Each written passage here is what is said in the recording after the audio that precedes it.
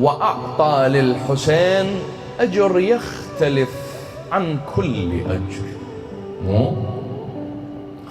ابن عباس يروي يقول: سمعت النبي صلى الله عليه وآله يحدث بقتل الحسين بن علي ويقول: من زاره زارني، ومن زارني أدخله الله في رحمته وأظله بظل عرشه.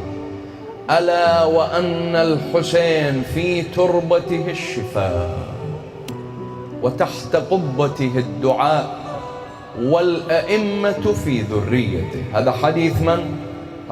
هذا حديث عبد الله بن عباس، يروي صاحب الوسائل الحر العاملي بسنده.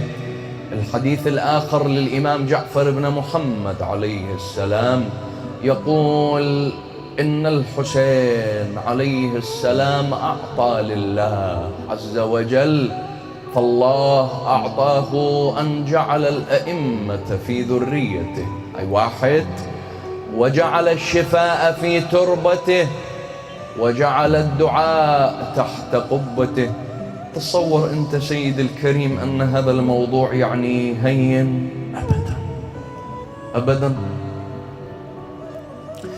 تتخيل الرجل الذي سيقيم دولة العدل في هذه الدنيا هو ابن الحسين، مو الحجة ابن الحسن ابن علي ابن محمد ابن علي ابن موسى ابن جعفر ابن محمد ابن علي ابن الحسين عليه السلام.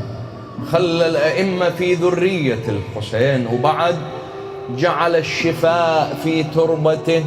هذه تربة الحسين عليه السلام فيها شفاء، فيها بركة، لأنها تربة سالت عليها أقدس الدماء يوم كربلاء، والله جعل الدعاء تحت قبته مستجاب. الخطار يروي الحر العاملي بالوسائل ويروي الشيخ الكليني في الكافي أن الإمام أبو جعفر الباقر عليه السلام يقول: مروا الشيعة فليزوروا قبر الحسين. الله